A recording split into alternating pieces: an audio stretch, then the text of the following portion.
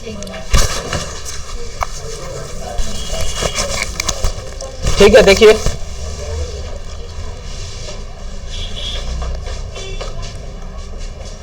तो भारतीय संविधान को देख रहे हैं हम लोग, और भारतीय संविधान के विकास का संक्षिप्त इतिहास देखेंगे।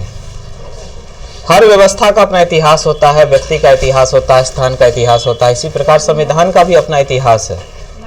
ठीक है, और भारतीय संविधान के विकास के संक्षिप्त इतिहास में हम लोग देखेंगे कि अलग अलग समय पर अंग्रेजों के द्वारा बनाए गए कानून, यही कानून एकत्रित होकर के, कुछ संशोधित होकर के अंतिम रूप से भारतीय संविधान के विकास में अपनी भूमिका निभाया। तो इसमें देखिए 1757 ईस्वी की पलासी की लड़ाई और 1764 के बक्सर के युद्ध, इन दोनों के बारे में आप जान रहे हैं। ठीक है, पलासी की लड़ाई ऐसे कितने जून को हुआ? कितने जून को? हाँ, 23 जून। ठीक है, तो आपको हम बताए थे कि जो 1757 ईस्वी की पलासी की लड़ाई है, इसमें अंग्रेजों को क्या मिला? बंगाल, बंगाल का धन। और 1764 का जो बक्सर का युद्ध है, इसमें अंग्रेजों को क्या मिला? अवध की विश्वसनीय सेना। तो यहाँ से सेना यानी बल मिला है, इधर से बंगाल से धन मिला। इसी धन और बल के दम पर अंग्रेजों ने पूरे भारत को रौंद दिया और धीरे धीरे पूरा भारत अंग्रेजों का गुलाम बन गया। ठीक है, आगे देखिए, बंगाल पर सबसे पहले जो ब्रिटिश ईस्ट इंडिया कंपनी है, इसका शासन हुआ। ठीक है, शासन कौन कर रहा है? याद रखेंगे, अभी अंग्रेजी ईस्ट इंडिया कंपनी का शासन है, अभी अंग्रेजी शासन नहीं है। दोनों बात में अंतर है। अंग्रेजी शासन का अंतर देखिएगा, अंग्रेजी शासन और ब्रिटिश ईस्ट इंडिया कंपनी का शासन, एक है कंपनी का शासन, एक है अंग्रेजी राज्य का शासन। अभी अंग्रेजी राज्य का शासन नहीं होगा, अभी अंग्रेजी कंपनी का शासन होगा, जो कंपनी यहां आई है। ये दोनों युद्ध ब्रिटेन नहीं लड़ रहा है, ब्रिटेन की एक कंपनी लड़ रही है जिसका नाम ईस्ट इंडिया कंपनी है। ठीक है, तो सबसे पहले ईस्ट इंडिया कंपनी भारत के किस क्षेत्र को अपना उपनिवेश बनाएगा? बंगाल को बनाएगा, क्योंकि बंगाल जीत लिया पलासी की लड़ाई में, और बंगाल को प्रोटेक्ट कर रहा है अवध की शक्ति लेकर के 1764 के बाद से। ठीक है, इसी शासन को अपने अनुकूल बनाए रखने के लिए, ठीक है, अपने अनुकूल बनाए रखने के लिए अंग्रेजों ने समय समय पर कई एक्ट पारित किए, जो भारतीय संविधान की विकास की सीढ़ियां बनी। ठीक है, अब देखिए, पहली बात कि उसने युद्ध लड़ा, युद्ध के बाद उसने कुछ क्षेत्र जीते, उस क्षेत्र में शासन को अनुकूल बनाए रखने के लिए अलग अलग समय में अलग अलग नियम और कानून बनाए, और यही नियम और कानून धीरे धीरे संविधान के विकास में अपनी भूमिका निभाया। ठीक है, तो इसी क्रम में सबसे पहला जो हमारा एक्ट है, उसका नाम है 1773 का रेगुलेटिंग एक्ट। क्या नाम है? 1773 का रेगुलेटिंग एक्ट। अब समझिएगा दिक्कत क्या है। दिक्कत यह है कि ये जो ईस्ट इंडिया कंपनी आया है, British east India company,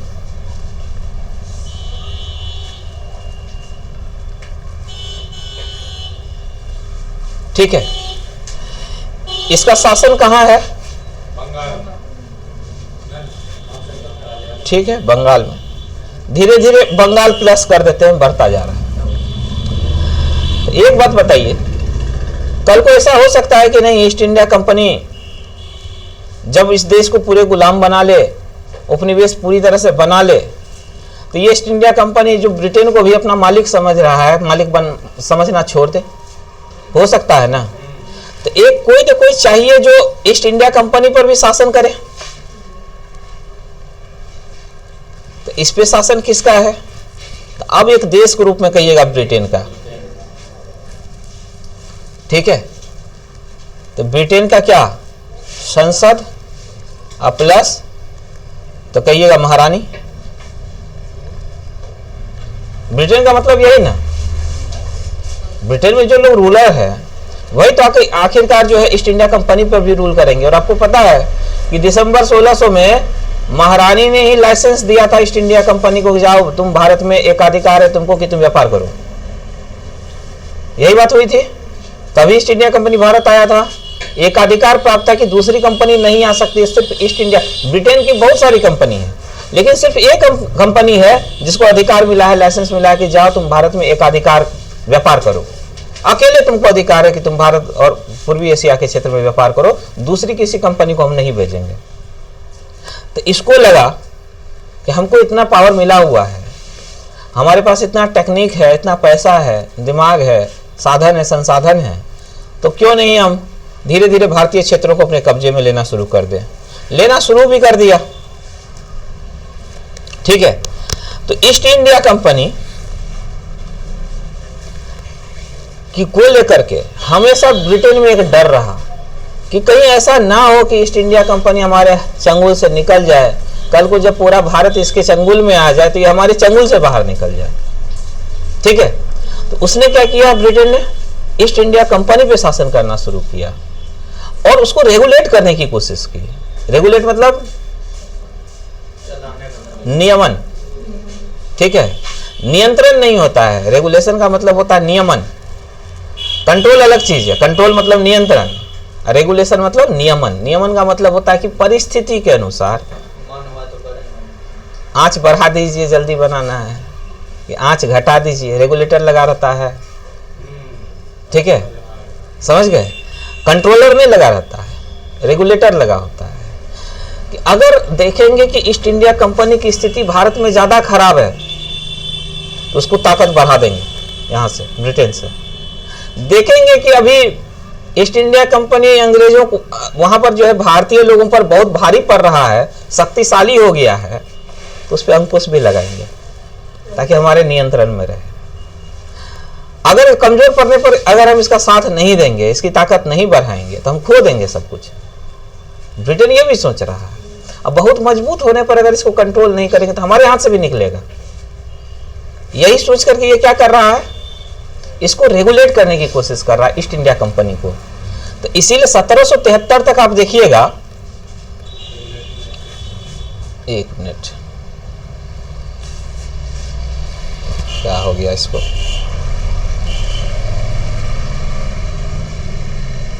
okay.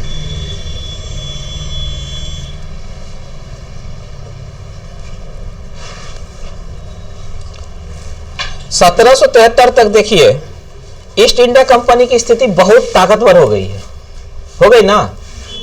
अब तो वो द्वैत शासन करना भी सोचेगा कि अब कितने समय तक द्वैत शासन करेंगे। अभी तक वो क्या कर रहा था, बंगाल में द्वैत शासन कर रहा था ना। बंगाल में द्वैत शासन का जनक कौन है, कौन है बंगाल में द्वैत शासन का जनक? क्लाइव है, रॉबर्ट क्लाइव है, ठीक है। अब पूरे वैश्विक तौर पर कहेंगे तो द्वैत शासन का जनक लियोकार्टियस को कहते हैं। तो देखिए द्वैत शासन तब तक किया जब तक अंग्रेजों को पता नहीं था कि भारतीय लोगों पर शासन करना कैसे है। जब तक वो भारतीय व्यवस्था से अपरिचित थे तब तक उन्होंने द्वैत शासन का सहारा लिया, ठीक है। जब तक अंग्रेजों को फायदा था द्वैत शासन से तब तक उसने द्वैत शासन का फायदा लिया। लेकिन अब ऐसा समय आ गया था प्रत्यक्ष शासन करने का। 1773 आते आते बंगाल पे प्रत्यक्ष शासन करने की स्थिति में आ गया था ब्रिटिश ईस्ट इंडिया कंपनी। तो अब इसको जरूरत है, ताकतवर होता जा रहा है ईस्ट इंडिया कंपनी। अब वो हटा सकता है किसको, द्वैत शासन को। डायरेक्ट शासन करने के लिए आएगा तो उधर से एक फरमान भी आ जाएगा कि तुमको नियंत्रित किया जाएगा, तुम इस मर्यादा में रहो। रेगुलेटिंग एक्ट भी आ गया 1773 में। हालांकि इसमें कंपनी कह दिया था कि हम द्वैत शासन को खत्म करेंगे, तो कंपनी ने जो सुझाव दिया था, जो वहां से एक्ट बन करके आया, उसमें द्वैत शासन को समाप्त करने की भी बात थी, अब प्लस इसको कंट्रोल करने की भी बात थी। तो 1773 में पहला रेगुलेटिंग एक्ट आएगा। तो रेगुलेटिंग एक्ट का मतलब भारत के लोगों को नियंत्रित करना नहीं है। रेगुलेटिंग एक्ट का मतलब है ईस्ट इंडिया कंपनी को रेगुलेट करना, ठीक है। देखिए अब इसमें क्या सब प्रावधान है देख लीजिए। भारत में ईस्ट इंडिया कंपनी के कार्यों को नियमित और नियंत्रित, तो पहला मकसद आपको बता दिए, भारत में ईस्ट इंडिया कंपनी के कार्यों को नियमित और नियमित का मतलब यहां कंट्रोल है, रेगुलेशन है, करने की दिशा में ब्रिटिश सरकार द्वारा उठाया गया पहला कदम था ये। ब्रिटिश सरकार भयभीत थी कहीं ईस्ट इंडिया कंपनी हमारे नियंत्रण से भी बाहर ना हो जाए, नियंत्रण की जरूरत है, नियमन की जरूरत है, इसीलिए लेकर के आया ये एक्ट। ठीक है, अर्थात कंपनी के शासन पर संसदीय नियंत्रण, अभी तुरंत लिखे थे संसद और क्राउन लिखे थे, ब्रिटेन का मतलब तो वही है कि कंपनी के शासन पर किसका नियंत्रण स्थापित करना, संसदीय नियंत्रण स्थापित करना, कि ब्रिटेन की संसद का नियंत्रण बना रहे ईस्ट इंडिया कंपनी पर, इसीलिए लाया गया था क्या 1773 का रेगुलेटिंग एक्ट। ठीक है, इसके द्वारा पहली बार कंपनी के प्रशासनिक और राजनीतिक कार्यों को मान्यता मिली। ठीक है, मतलब वैलिड कर दिया कि तुम वहां जो कर रहे हो, कहां पर, भारत में, वो सब हम उसको वैलिड करेंगे या इनवैलिड करेंगे। ठीक है, तो इसको प्रशासनिक अधिकार भी मिले थे कंपनी को और राजनीतिक, मतलब कंपनी जो कुछ इंडिया में कर रही है वो सब एक तरह से सिस्टम का हिस्सा है जो ब्रिटिश संसद चाहती है। मतलब बार बार फील कराना कि तुम हमारे गुलाम हो, किसको, ईस्ट इंडिया कंपनी को फील करवाया जा रहा है। ठीक है, मान्यता मिली, इसके द्वारा केंद्रीय प्रशासन की नींव रखी गई। अब सोचिए, एक बात बताइए, 1000 अधिकारी रहेंगे तो ब्रिटिश संसद किसको कंट्रोल करेगी, करना मुश्किल हो जाएगा। और रेगुलेट तो करना है, एक आदमी कोई घर का, कहेंगे यार कोई बताओ घर का मालिक कौन है, कोई एक आदमी बताओ, आप उससे जाकर के बात कर लेंगे कुछ भी। लेकिन घर के 10 मालिक रहेंगे तो 10 आदमी के बीच आप बैठिएगा तो आपका कॉन्फिडेंस हिल जाएगा। समझ रहे हैं, 10 आदमी को कंट्रोल नहीं किया जा सकता है, लेकिन एक आदमी को कंट्रोल किया जा सकता है। तो यहां क्या किया गया, केंद्रीय प्रशासन की नींव रखी गई। केंद्रीय प्रशासन, अभी तक 3 गवर्नर थे। ठीक है, अलग अलग प्रेसिडेंसी में, बंगाल प्रेसिडेंसी में अलग गवर्नर हुआ करता था, राज्यपाल। उसके बाद मद्रास प्रेसिडेंसी, बम्बई प्रेसिडेंसी में अलग गवर्नर हुआ करता था और बंगाल में अलग गवर्नर हुआ करता था। तो 3 गवर्नर को कंट्रोल करना मुश्किल है, तो करते ये हैं कि 3 गवर्नर में एक गवर्नर को सर्वशक्तिशाली बना दीजिए। किसको बनाएंगे, बंगाल के गवर्नर को। उसको क्या करेंगे, ज्यादा शक्तिशाली बना देंगे, और जिसको ज्यादा शक्तिशाली बनाए सिर्फ उसको कंट्रोल कर लेंगे। नहीं तो देखिए, तो विशेषता देखिए, इस अधिनियम द्वारा बंगाल के गवर्नर को बंगाल का गवर्नर जनरल नाम दे दिया गया। शक्ति बढ़ा दिए, नाम में परिवर्तन इसलिए हुआ है। ठीक है, अभी तक क्या होता था, बंगाल का डिसीजन बंगाल का गवर्नर करता था, मद्रास का डिसीजन मद्रास का गवर्नर करता था। ठीक है, और मुंबई का या महाराष्ट्र का जो है, मुंबई प्रेसिडेंसी का जितना भी निर्णय होगा वो मुंबई का गवर्नर करता था। लेकिन यहां क्या किया गया, तो बंगाल के गवर्नर को बंगाल का गवर्नर जनरल सब समझ रहे हैं, गवर्नर के साथ एक शब्द यूज किया गया यहां पर, वो बंगाल के गवर्नर के साथ ही यूज किया गया, गवर्नर जनरल। मतलब आप गवर्नर तो हैं, लेकिन जनरल मतलब तीनों के, वो जो गवर्नर है वो आपके अधीन है, वो 2 गवर्नर, कौन कौन, हाँ, मद्रास वाला और मुंबई वाला, यानी आप सुप्रीम हो गए। ठीक है, तो देखिए, अगर आप कंसेप्ट समझ जाइएगा ना तो आपको रटना नहीं पड़ेगा ये सब, आप भी सोचिएगा कि हाँ होना तो हम भी रहते थे, यही करते। ठीक है, आगे चलिए। मुंबई और मद्रास के गवर्नर को इसको अधीन कर दिया, हम रटे थोड़े हैं, एक बार बढ़िया समझ लीजिएगा, आपको पूरा कंसेप्ट याद हो जाएगा। देखिए, अधीन कर दिया है, वही चीज है। इस एक्ट के तहत बनने वाले प्रथम गवर्नर जनरल कौन थे, अब देखिए, अभी तक तो बहुत सारे बंगाल में गवर्नर हुए, लेकिन अभी अभी गवर्नर जनरल का पद बना है। तो पद ऐसे थोड़े होता है, पद व्यक्ति के लिए होता है, इसीलिए कोई ना कोई व्यक्ति को तो वहां रूट करेंगे ना। ठीक है, वो व्यक्ति कौन है, वॉरेन हेस्टिंग्स। तो ये बन गए बंगाल के प्रथम गवर्नर जनरल, बंगाल के पहले गवर्नर जनरल बन गए हैं ये। ठीक है, और ये क्वेश्चन आता है, बंगाल के प्रथम गवर्नर जनरल कौन थे। ठीक है, और पूछा जाएगा कि किस एक्ट के तहत वॉरेन हेस्टिंग्स को बंगाल का गवर्नर जनरल नियुक्त किया गया, याद रहेगा 1773 एक्ट। आगे देखिए, इस एक्ट के अंतर्गत कलकत्ता प्रेसिडेंसी में एक ऐसी सरकार स्थापित की गई जिसमें गवर्नर जनरल और उसकी परिषद के 4 सदस्य थे।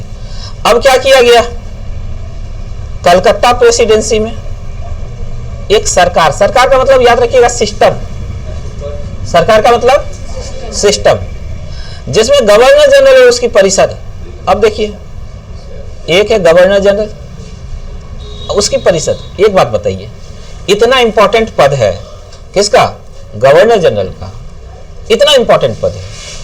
अगर इतना इंपॉर्टेंट पद है तो हो सकता है उसको कहीं डिसीजन लेने में, डिसीजन मेकिंग में दिक्कत हो जाए, कोई समस्या हो जाए, तो क्या उसका एक टीम नहीं होना चाहिए जो उसको सलाह दे हर मुद्दे पर, होना चाहिए ना। तो जो उसको सलाह देने का काम करता था गवर्नर जनरल को, उसी को कहते हैं गवर्नर जनरल की परिषद।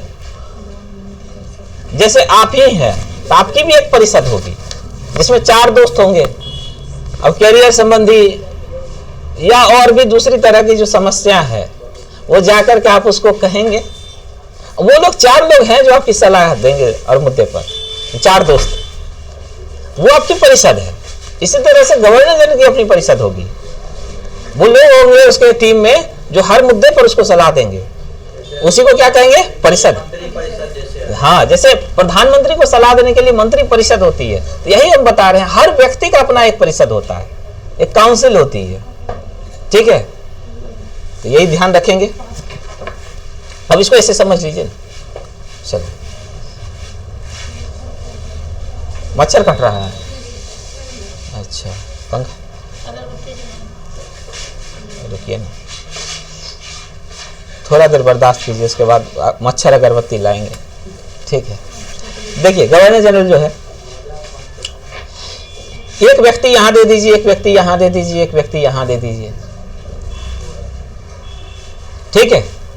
तो जो सलाह देने वाले लोग हैं चारों तरफ है ना, इसी संरचना को क्या कहेंगे, इस संरचना को कहेंगे गवर्नर जनरल की परिषद, काउंसिल,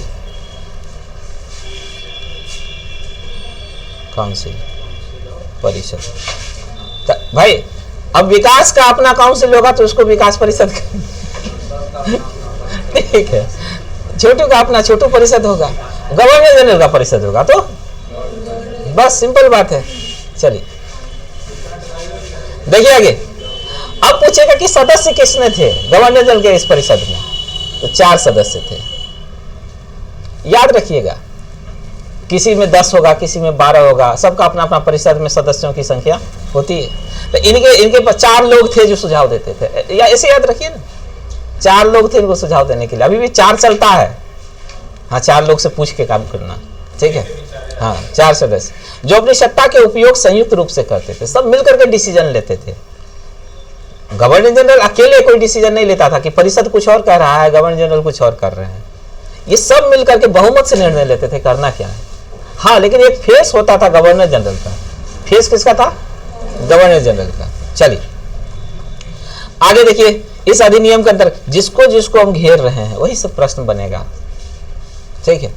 इस अधिनियम के अंतर्गत कलकत्ता में 1774, अभी आपको हम बताया एक सिस्टम बनने वाला है। तो सिस्टम में सिर्फ गवर्नर जनरल होने से तो नहीं होगा, कार्यपालिका, न्यायपालिका भी चाहिए। तो 1774 ईस्वी में देखिए, एक उच्चतम न्यायालय, क्वेश्चन पूछता है बार बार,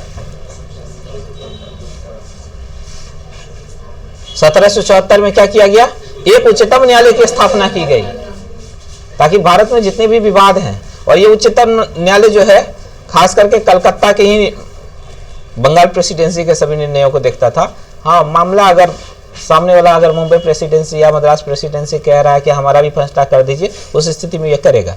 मुख्य न्यायाधीश कौन थे, यही क्वेश्चन है कि पहली बार अभी क्या बन रहा है भारत में, एक सुप्रीम कोर्ट बन रहा है। लेकिन उस समय का भारत आज का भारत तो नहीं है। उस समय जो भारत में सिर्फ कलकत्ता और 2 प्रेसिडेंसी है, आज का भारत बहुत बड़ा है, ठीक है। तो अब इसमें मुख्य न्यायाधीश रखेंगे और 3 अन्य न्यायाधीश। तो आपको पूछा जा सकता है कि 1774 में जो उच्चतम न्यायालय का गठन हुआ था उसकी संरचना क्या थी, कंपोजिशन, तो कंपोजिशन में क्या था? तो कहेंगे कि एक मुख्य न्यायाधीश प्लस 3 अन्य न्यायाधीश, यही कंपोजिशन है उस समय के सुप्रीम कोर्ट का, यही ना कंपोजिशन है। कोई भी चीज बनता है तो उसका कंपोजिशन होता है कि किससे मिलकर बना है। तो सर्वोच्च न्यायालय किससे मिलकर के बना था इस समय? एक मुख्य न्यायाधीश और 3 अन्य न्यायाधीश से, बस बात खत्म है। अब देखेंगे हमारे लिए 3 तो इंपॉर्टेंट नहीं है कि 3 अन्य न्यायाधीश कौन थे, वो याद रखना संभव भी नहीं है, लेकिन एक याद रखना संभव है, उस एक को याद रखिएगा। तो ये पहले प्रथम मुख्य न्यायाधीश थे, उसका नाम क्या था? Sir Elijah Impey. ठीक है, चैम्बर्स, लिमेंस्टर, हाइड ज्यादा इंपॉर्टेंट नहीं है हमारे लिए। आगे चलिए। इसके तहत कंपनी के कर्मचारियों को निजी व्यापार करने और भारतीय लोगों से उपहार और रिश्वत लेना प्रतिबंधित कर दिया गया। देखिए प्रतिबंधित कौन कर रहा है? ब्रिटेन की संसद कर रहा है। क्या कर रहा है कि कंपनी के कर्मचारी जितने भी थे उसके निजी व्यापार और भारतीय लोगों से जो उपहार लेता था ये लोग, ये तरह का घूस है कि नहीं है? घूस है ना? अच्छा, और रिश्वत लेना ये प्रतिबंधित कर दिया गया। आगे चलिए। इस अधिनियम के द्वारा ब्रिटिश सरकार को बोर्ड ऑफ डायरेक्टर्स के माध्यम से कंपनी पर नियंत्रण सशक्त हो गया। देखिए क्या कह रहा है, ब्रिटिश सरकार का बोर्ड ऑफ डायरेक्टर्स, इसको घेरिए, के माध्यम से कंपनी पर नियंत्रण। ब्रिटेन से संसद, ब्रिटेन की संसद तो नहीं आएगी यहां नियंत्रण करने के लिए, ठीक है? तो यहां क्या बना दिए? Board of directors. सुन रहे हैं? बोर्ड ऑफ डायरेक्टर्स क्या कर रही है? कंपनी पर नियंत्रण कर रही है। बोर्ड ऑफ डायरेक्टर्स किसके लिए काम करेगी? ब्रिटिश संसद के लिए। और शासित किसको करेगी?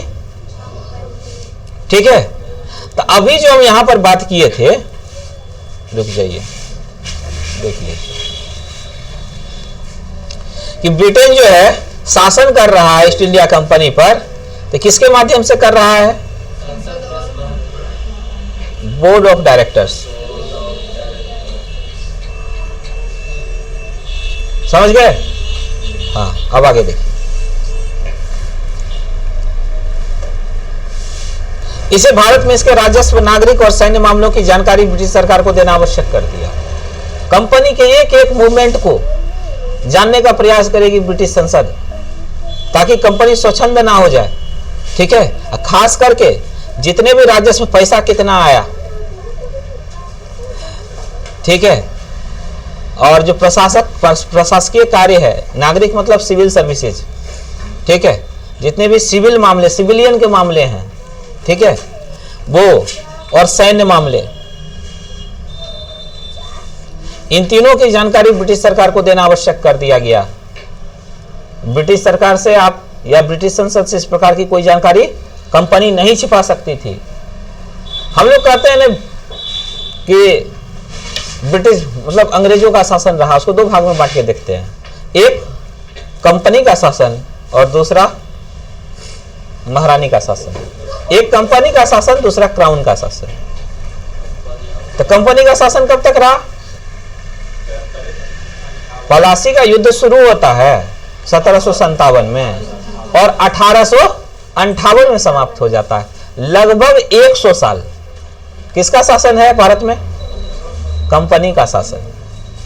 ठीक है, और वहां से देखिए 1858 से लेकर के 1945 तक लगभग 90 साल।